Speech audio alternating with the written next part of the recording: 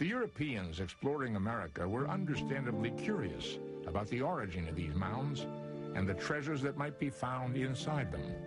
And early excavations uncovered an extraordinary amount of beautifully crafted pottery and artifacts. Many showed sophisticated workmanship and were evidence of elaborate trading networks that brought goods from as far off as the Rocky Mountains and the Gulf of Mexico, a distance of more than 1,000 miles. Many of the graves that were unearthed revealed elaborate burial practices. This all seemed too exotic to be indigenous to what people thought of as the New World. When confronted with the question of who built these earthen structures, later inhabitants of North America didn't accept that these finds were the work of ancestral Indians. The finds indicated a more sophisticated culture had once thrived there.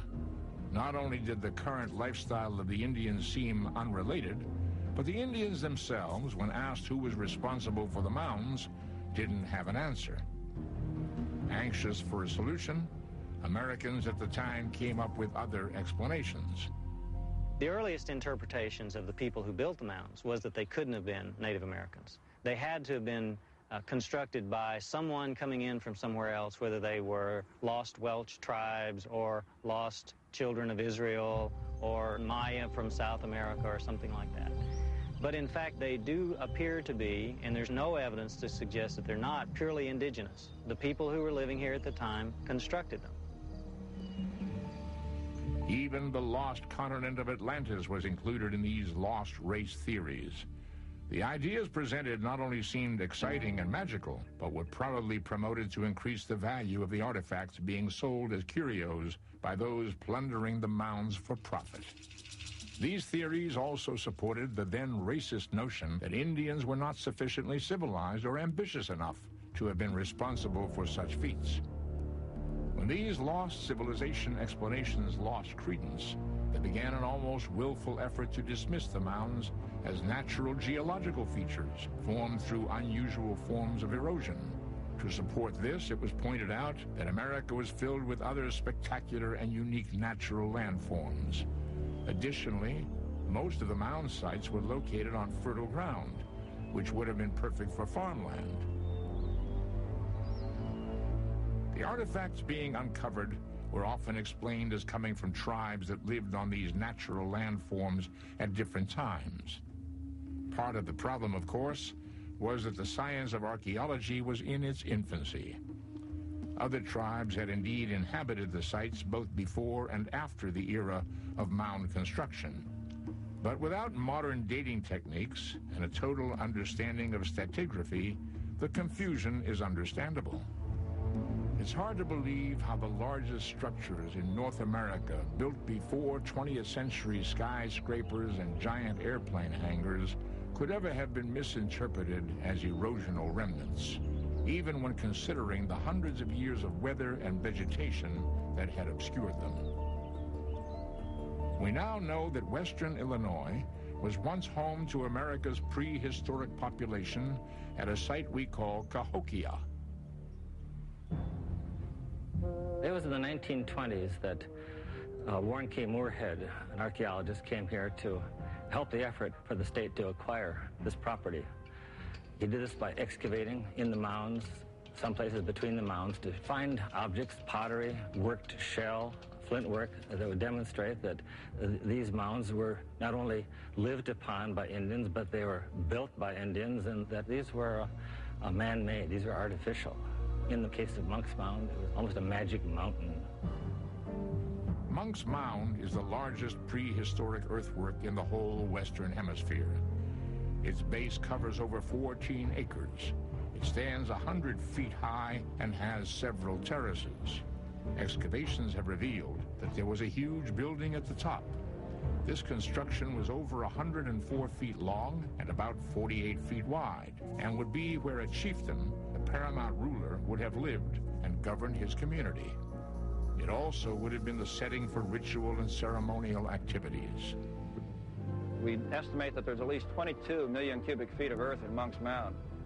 And someone has figured out this would be over 14.5 million basket loads of dirt that were probably carried on the Indians' backs, load after load, So tremendous expenditure of human labor, time, and material to construct this mound. But it wasn't all done at once. It was done in a series of stages.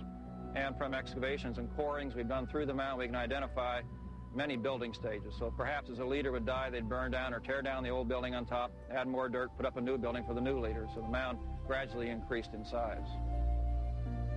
Monk's Mound stood at the center of what is often referred to as America's first great city.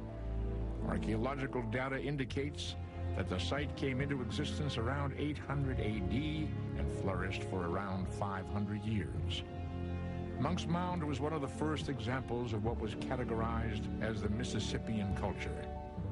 Large temple mounds are the primary features that defines a Mississippian site. These can be found all the way down the Mississippi River from East Texas to the East Coast. Whenever such massive human endeavors were accomplished by an ancient civilization, slave labor is often considered as the logical explanation as to how the complex construction was achieved. That was certainly the prevalent theory when the explanation of the mound's construction was compared to Egypt's pyramids and what was known about them at the time. But today, these theories have been rejected. The analogy to understand the construction of the mounds, I think, is appropriate, is to look at the cathedrals of Europe. Monumental constructions that were built by people in a very primitive state of technology, some taking hundreds of years to build.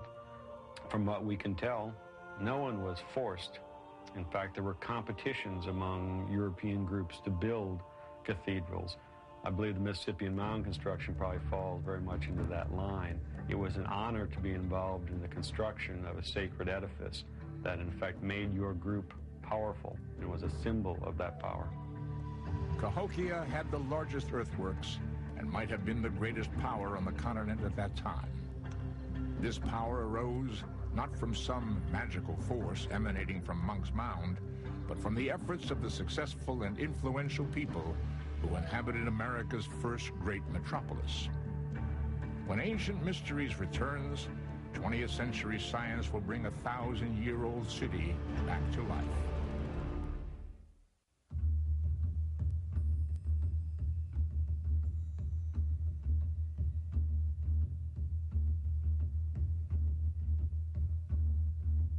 The prehistoric mounds of North America are the most visible remains of the lost culture at Cahokia, but they can sometimes overshadow what was really happening there so very long ago.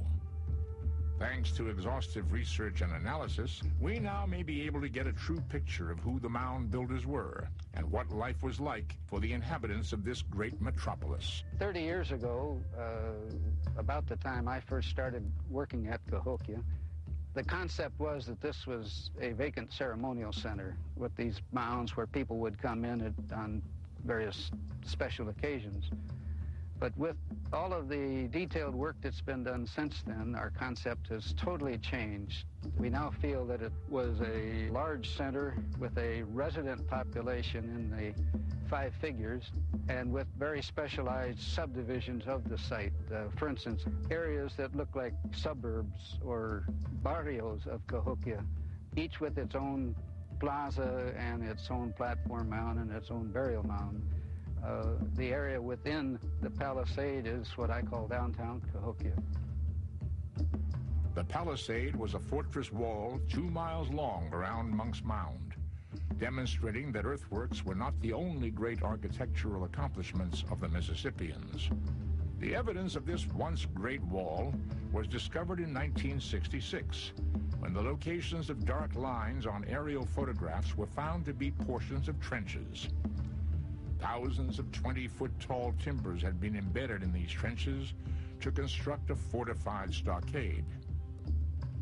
It's a possibility that the walls may have been plastered with a heavy coating of clay and grass mixed together we call daub. And in this part here, we've simulated that. We know from historical accounts in the southeast that when DeSoto and his expedition were traveling through there and fighting with Indians, they described walls just like this that were heavily plastered with clay. So we assume that it's a possibility here at Cahokia, although we've found no positive proof of it. While the wall undoubtedly had defensive purposes, I think it also served as a social barrier between the general population and the elite that lived within this center, including the paramount ruler of Cahokia, who undoubtedly lived on top of Monk's Mound. About the same time the stockade was discovered, the evidence of another timber structure was unearthed. This appeared to be the American equivalent of Stonehenge. This post circle, this American wood henge, is thought of as a solar calendar or a solar observatory, because an observer standing next to this center post would see the sun rising over the post behind me with the two white marks, which we have put there, on the first day of spring and the first day of fall, the equinox days, and would also see the sun rising over two other posts on the first day of winter and the first day of summer, the solstice posts. Now, this post circle defined a social space, an area where games could be played, where rituals could be performed, and also for helping to focus the energy of nature into this location. Indians regarded circles as representing the earth, and so this circle probably was thought of as symbolizing the earth in microcosm. With no written language, as was the case with all North American native populations, the study of artifacts was the only way to achieve an understanding of this culture that has ceased to exist. It was assumed that there was some uniformity in the symbolism and religious beliefs of Native American cultures, and this became the basis for an interpretation. The sandstone tablet I'm holding was found in excavations on the east side of Monk's Mound, and engraved on its surface was a design of a man wearing a bird-like mask, holding a wing up to one side in sort of a dancing posture.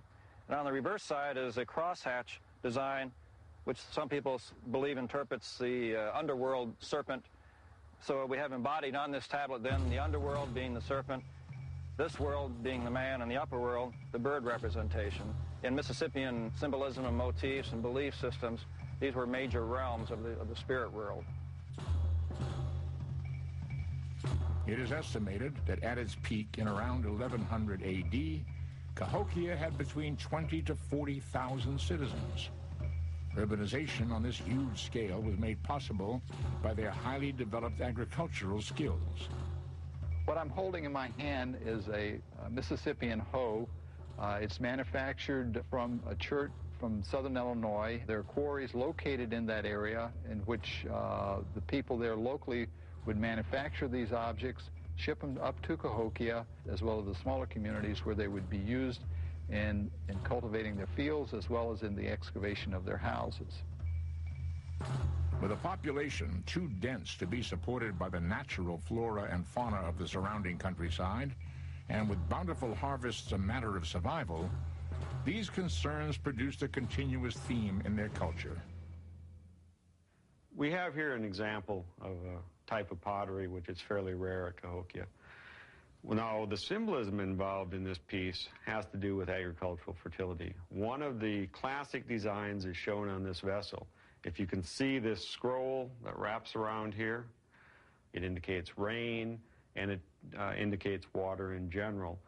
And we think that this was distributed probably at one of the major ceremonials at Cahokia, which is called the Green Corn Ceremony. The construction of the mounds was certainly a central part of the ceremonial life in Cahokia, and their size, shape, and location gave them unique symbolism.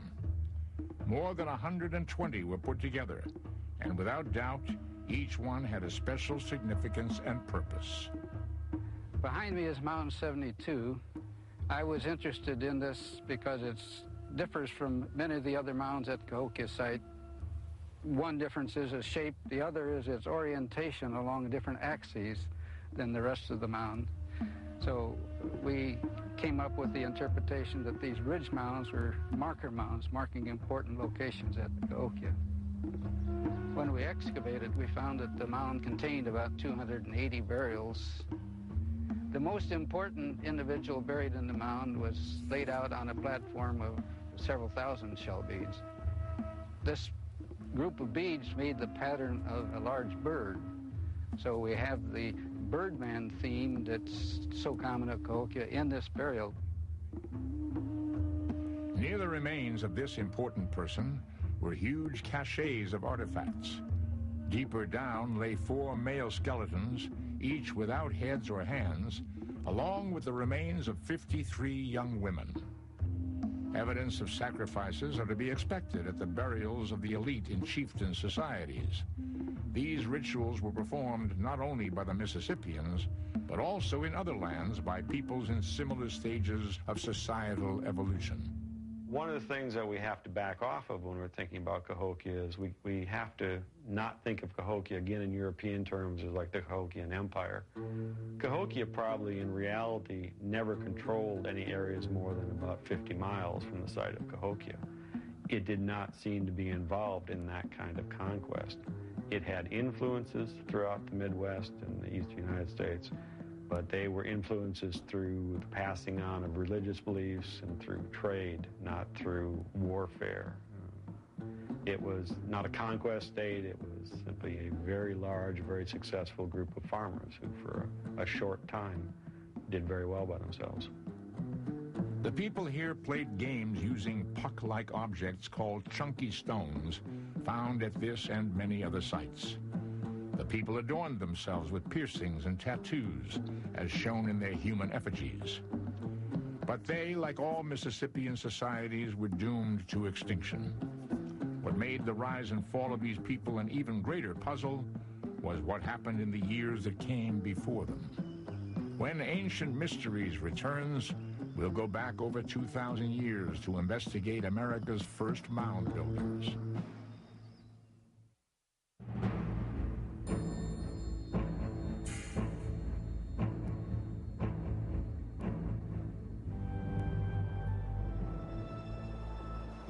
It was about 12,000 years ago when the glaciers of the Ice Age receded to the north, and the environment became fit for human habitation in the middle eastern part of what is now the United States. It is possible that the early Paleo-Indians focused their efforts on big game hunting and continued this practice for several thousand years. About 3,000 years ago, the woodland period began and some very important changes came about. These included the start of gathering local plants as a food source and the first mound-building activities. This is a worldwide phenomenon at about this time frame. People were building very similar structures in many other parts of the world. It occurs at a time when there's a shift in economies from hunting and gathering to cultivation. And what they represent on one level is that someone had to have enough control over people to say, we need to do this. We need to work cooperatively to do that. With hunting and gathering cultures, you don't have that. Everyone's equal. No one can tell other people what to do and expect them to do it. Given that these are generally ceremonial sites, the idea is that we're generally talking about religious practices. And so it is something that we need to build these kinds of structures because the gods deem it necessary. The earliest of what is referred to as a mound-building culture on North America was given the name of the Adena complex. Many of their mounds reveal several burial practices that include complete inhumations, cremations, and bundle burials.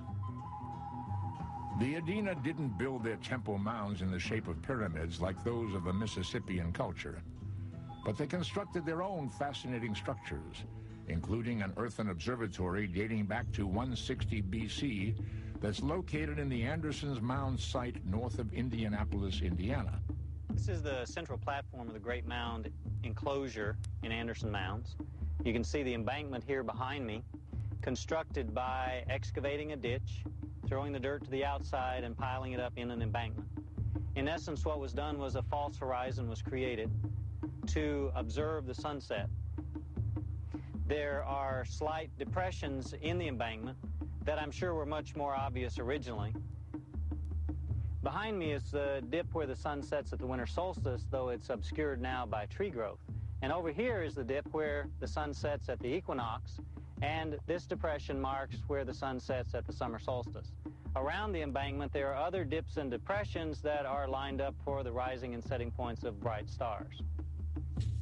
The Adena are also the people most likely to have been responsible for one of the most curious and inexplicable earthen constructions ever found. Slithering across the landscape in southern Ohio, the Great Serpent Mound is the world's largest snake effigy. 20 feet wide and 5 feet high, it is nearly 1/4 mile long. A tower was built for the Victorians to view and ponder this enigma.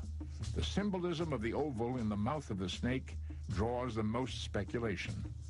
It's been interpreted as an egg, a frog, or the world itself.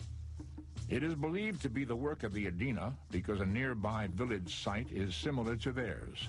But since effigy mounds are not burial mounds and contain no artifacts, the Great Serpent Mound remains a complete mystery.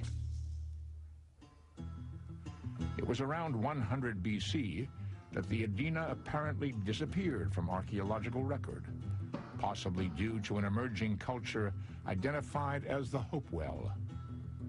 It was originally theorized that this was clearly the ending of one culture and the beginning of another. Now, this change is seen as the cultural evolution of the same people leading to the Hopewell era that then flourished in the Ohio River Valley. In this particular part of the world, there were earthworks built as circles and squares and octagons, and then miles and miles of just parallel walls. So the designs are very important and had special meaning to the people who made them, and they put a great deal of effort into placing these things on the ground. It's important to realize that what we perceive as a mound is really the final stage of construction at that particular location. When no longer in use, ceremonial sites or buildings were turned into burial sites and finally capped off with earth to form the conical shapes we see today. Fortunately, the burial practice of interring the dead with offerings and many of their belongings has allowed us to find many important artifacts. And one of the most spectacular things about these Hopewellian people was their use of exotic raw materials which were fashioned into really finely crafted artifacts. Copper occurs in a native nugget form at several locations throughout the eastern United States. There's no local sources of copper here. And really tremendous quantities of that material were brought here to the site and worked into artistic objects. Some of these were objects of personal ornament, like ear spools, little copper discs that were worn at the ears, breastplates, which are associated only with the very highest status individuals. One of the modern concepts considered in the study of civilizations such as the Hopewell is that we are only learning about their ceremonial life from evidence found at the mounds, and this doesn't accurately reflect the day-to-day life of the early mound builders. It's important to recognize that these people, their lives were not entirely focused on death and mortuary behavior. They led rich and varied lives like everyone else that involved, the whole range of human activities and emotions. These people lived in households and hamlets scattered throughout the river valleys. These settlements have been the focus of the most recent archaeological work being undertaken at Hopewell sites. Excavations produce discoveries that bring a whole new perspective. Every fragment that is found becomes a part of an unfolding tapestry of human experience in prehistoric America. This is one of the things that we're finding a lot of here at the site. It's a fragment of a ceramic vessel. A lot of the pits that we've excavated have a large number of pieces, and we believe we'll be able to fit them together and see what the vessels actually looked like. From this fragment, I think we're looking at the upper part of a bowl, and the curvature suggests that it would have been a round-bottom vessel, probably for storage of something. At a typical Hopewell settlement around 200 AD, there would be a thatched and pole structure for a small number of families to live in. Because needed resources were scattered far and wide, the settlements were dispersed across the area. And even though they were becoming even more dependent on agriculture, greater population densities were not yet possible. Something that we have acquired information on really only in the last 20 years is that these people had domesticated plants, and through sifting the contents of these trash pits like we're excavating here, through very fine mesh, using water flotation and in some cases chemical flotation to retrieve charred remains of the foods that they ate, we have found kernels of corn, but we find only occasional kernels or broken, burned parts of cobs, and they clearly knew about it and used it, but it was not part of their agricultural repertoire. The work going on at archaeological excavations such as these is only a part of the latest effort to understand the prehistoric peoples of North America. When Ancient Mysteries returns, we'll take a look at the earliest efforts to uncover the secrets of the mound builders as we go back to the birth of American archaeology and before.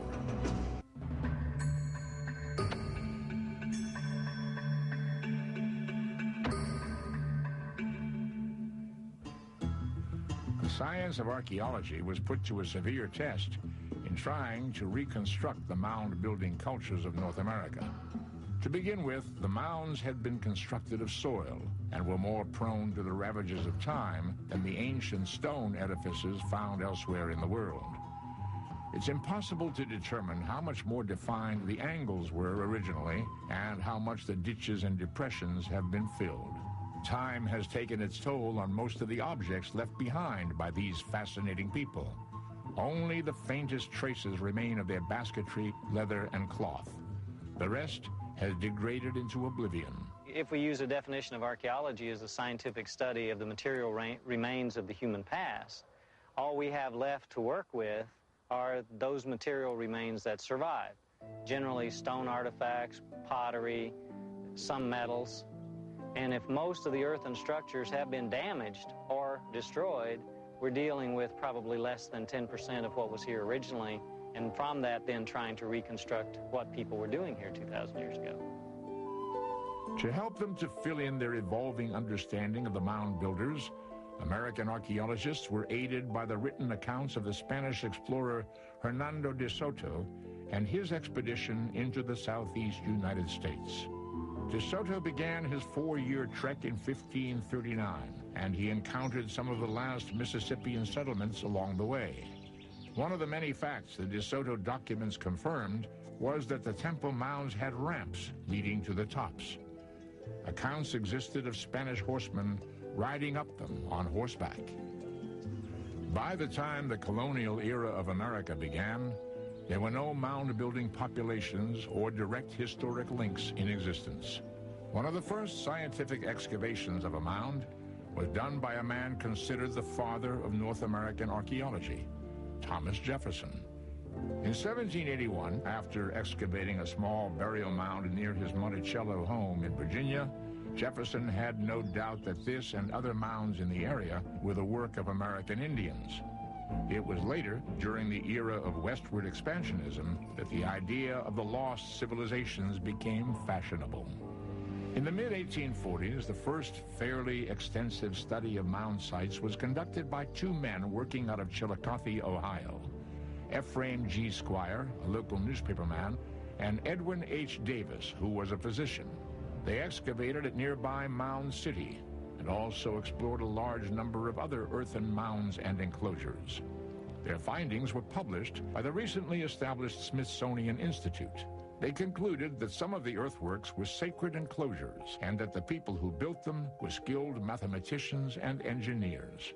Unfortunately, after helping enlighten Americans about the importance of these people, the two men had a falling out, and Davis sold his collection of artifacts for $10,000.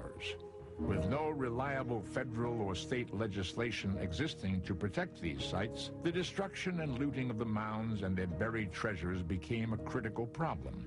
They were very obvious. People excavated them purely out of curiosity, with no record keeping whatsoever. One instance that I know of, a farmer was removing a burial mound, found a copper artifact, and used it to repair his shovel. There were Mississippian mounds that were dynamited and artifacts hauled out in wheelbarrow loads and sold to people right on the spot, and the collection dispersed all over the country. The Spiro Mound site in Oklahoma became known for being a veritable treasure trove of artifacts. In the early 1930s, it was declared the King Tut's Tomb of Arkansas Valley, as it was being ransacked by a mining company that had control of the land. The local citizens were outraged and became instrumental in Oklahoma passing an antiquities law in 1935. A great find unearthed there was one of the best preserved and largest of the Mississippian figurines, a human effigy pipe standing 11 inches tall. The adornments, the cap, braid, beaded necklace, and feathered cape, make it a fine representation of a member of the elite of that particular society. The long fight to preserve the Mississippian site in Alabama, now called Moundville, is an even more dramatic example of people taking pride in local history and taking it upon themselves to provide protection. In the 1920s, the people banded together and bought pieces of the property containing the mounds whenever they could afford to do so. A young archaeologist named Walter B. Jones mortgaged his house on more than one occasion. He also labored tirelessly to gain support. In a 1929 appeal, he wrote, "This matter has been before state and federal legislative bodies time and time again, and has never made any headway. In the meantime, the mounds are slowly disintegrating.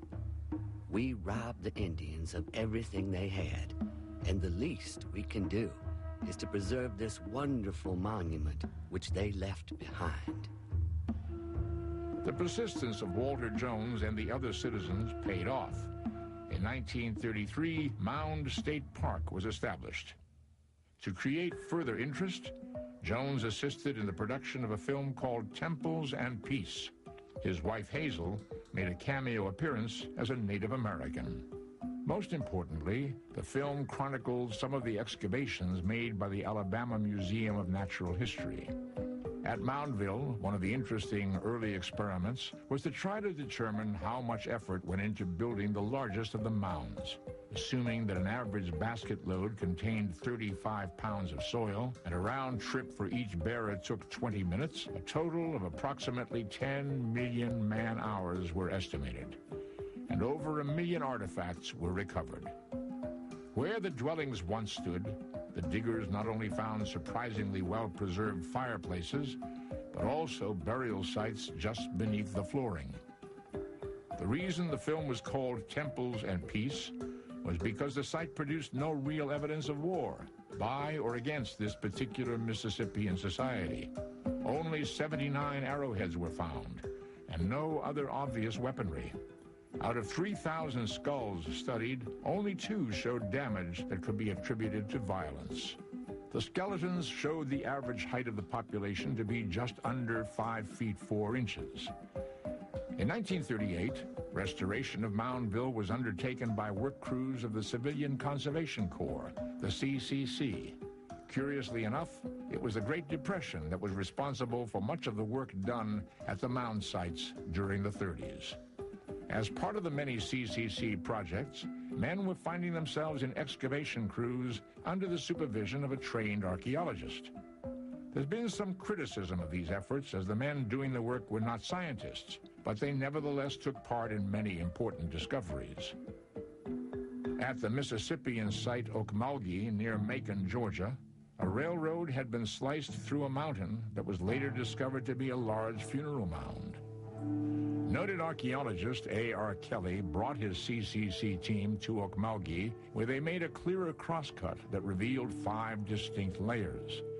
These clearly supported the theory that the mounds were built in stages over long periods of time. With only black and white photography available, Kelly commissioned a painting of what had been found so that he could accurately record the colors within the strata. Another important part of the work done by Kelly and his crew was the uncovering of a well-preserved floor and the reconstruction of the building that once stood over it. Most people, when they visit a mound site, see large earthworks, and they think in terms of mounds only, but a unique feature here is the earth lodge that's behind me. It's a reconstructed religious meeting place or a cultural meeting place, perhaps a business meeting place. As you enter the Earth Lodge, around the wall, there are 47 seats. Starting from the entrance and going around to the platform, each seat gets wider and higher until you get the final 3 seats for a total of 50 on the platform itself. The Earth Lodge itself is an almost perfect circle. It comes within 6 inches. The upright timbers do form a perfect 16-foot square. The reason the flooring had been so well preserved was that it appeared that the Earth Lodge site had been ceremonially burned by the mound builders of Okmulgee about the time they moved away. Ceremonial burnings of temple sites is thought to be an integral part of the rituals of some Mississippians. So why the site was vacated is the lingering question. In a moment, we will explore the oddest mystery of the mound builders, why they vanished forever.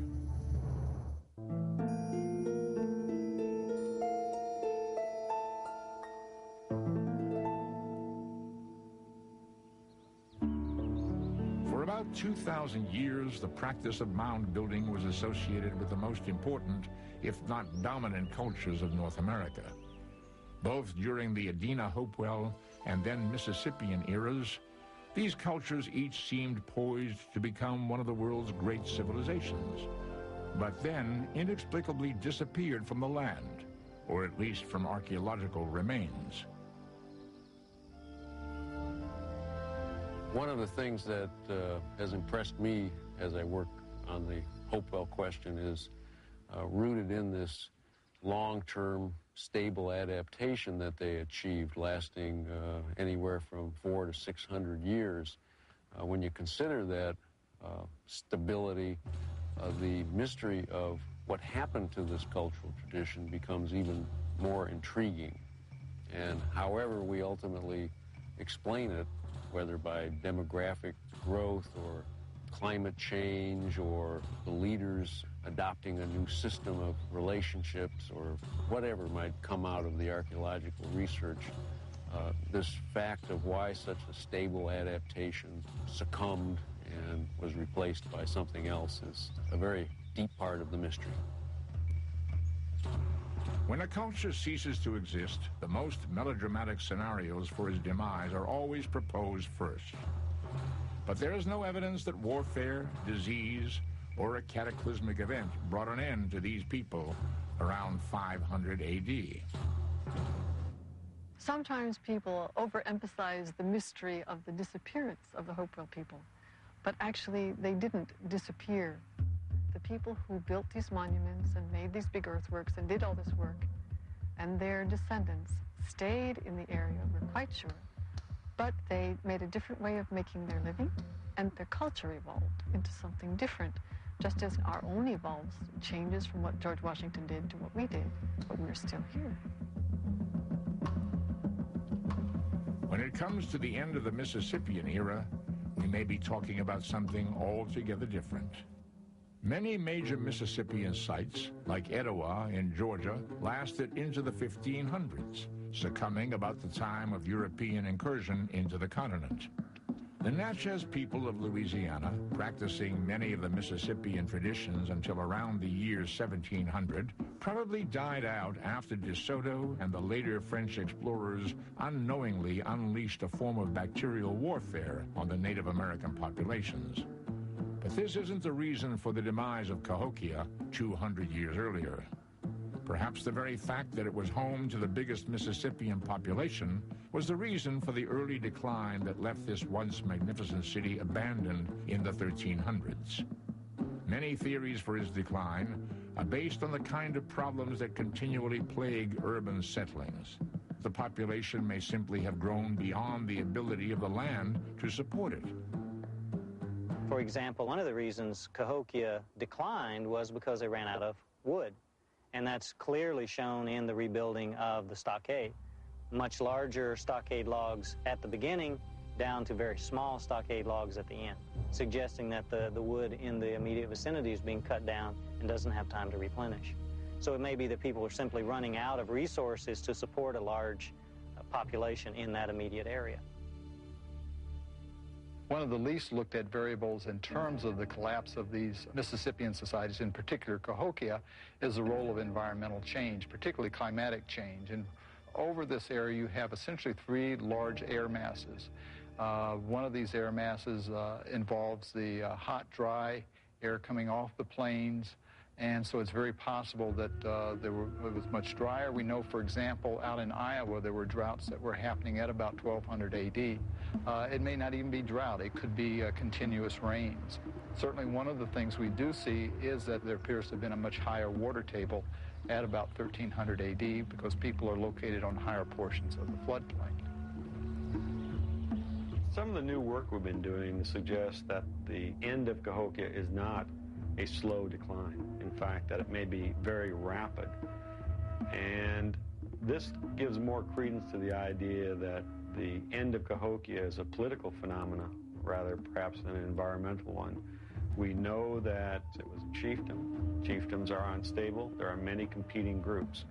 It is very likely that the end of Cahokia came through something like civil war, and that it created a situation, in effect, where there were no winners, and that you had basically a dispersal of elites with their followers throughout perhaps the west and to the north, and that simply was the end of Cahokia. It was rapid. It may have taken place in 10 or 20 years rather than 100 years. Maybe we should stop looking at the eras of the Adena Hopewell and the Mississippians as failures. When we look at our modern problems, such as urban overcrowding, political upheaval, an apathetic society, as well as all the environmental issues, the several hundred years that each of the mound builders existed should be considered successful. We may never know that much more about these ancient peoples and the true reasons for their disappearance, but to consider their fate may serve a far greater purpose than simply to satisfy scientific curiosity. This is the Biography Channel. You want to be yourself, but you're not allowed to be yourself. This is the Biography Channel. I was just beside myself with anger and disappointment. This is the Biography Channel. I'm the only actress he knows you have to pay to keep your clothes on. Reality. Whole Western Hemisphere. Its base covers over 14 acres. It stands 100 feet high and has several terraces. Excavations have revealed that there was a huge building at the top. This construction was over 104 feet long and about 48 feet wide, and would be where a chieftain, the paramount ruler, would have lived and governed his community. It also would have been the setting for ritual and ceremonial activities. We estimate that there's at least 22 million cubic feet of earth in Monk's Mound. And someone has figured out this would be over 14.5 million basket loads of dirt that were probably carried on the Indians' backs, load after load. So a tremendous expenditure of human labor, time, and material to construct this mound. But it wasn't all done at once. It was done in a series of stages. And from excavations and corings we've done through the mound, we can identify many building stages. So perhaps as a leader would die, they'd burn down or tear down the old building on top, add more dirt, put up a new building for the new leader. So the mound gradually increased in size. Indians were not sufficiently civilized or ambitious enough to have been responsible for such feats. When these lost civilization explanations lost credence, they began an almost willful effort to dismiss the mounds as natural geological features formed through unusual forms of erosion. To support this, it was pointed out that America was filled with other spectacular and unique natural landforms. Additionally, most of the mound sites were located on fertile ground, which would have been perfect for farmland. The artifacts being uncovered were often explained as coming from tribes that lived on these natural landforms at different times. Part of the problem, of course, was that the science of archaeology was in its infancy. Other tribes had indeed inhabited the sites both before and after the era of mound construction. But without modern dating techniques and a total understanding of stratigraphy, the confusion is understandable. It's hard to believe how the largest structures in North America, built before 20th century skyscrapers and giant airplane hangars, could ever have been misinterpreted as erosional remnants. even when considering the hundreds of years of weather and vegetation that had obscured them. We now know that western Illinois was once home to America's prehistoric population at a site we call Cahokia. It was in the 1920s that Warren K. Moorhead, an archaeologist, came here to help the effort for the state to acquire this property. He did this by excavating in the mounds, some places between the mounds, to find objects, pottery, worked shell, flint work, that would demonstrate that these mounds were not only lived upon by Indians, but they were built by Indians, and that these were man-made, these were artificial. In the case of Monk's Mound, it was almost a magic mountain. Monk's Mound is the largest prehistoric earthwork in the whole.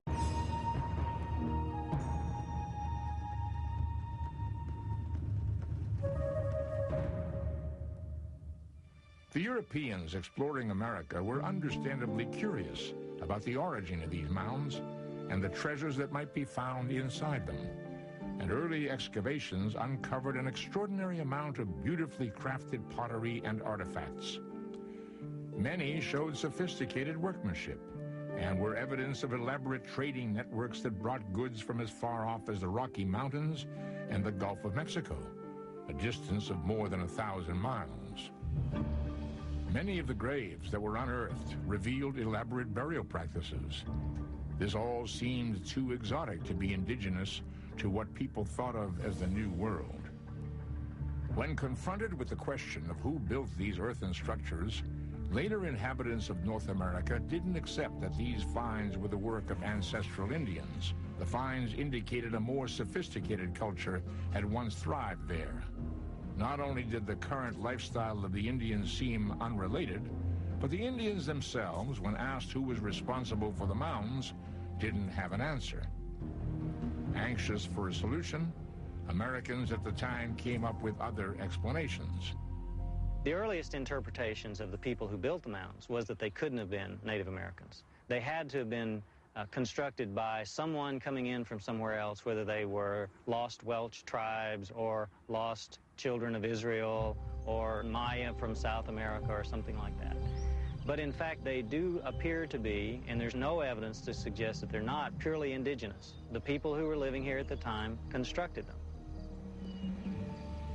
Even the lost continent of Atlantis was included in these lost race theories. The ideas presented not only seemed exciting and magical, but were probably promoted to increase the value of the artifacts being sold as curios by those plundering the mounds for profit. These theories also supported the then racist notion that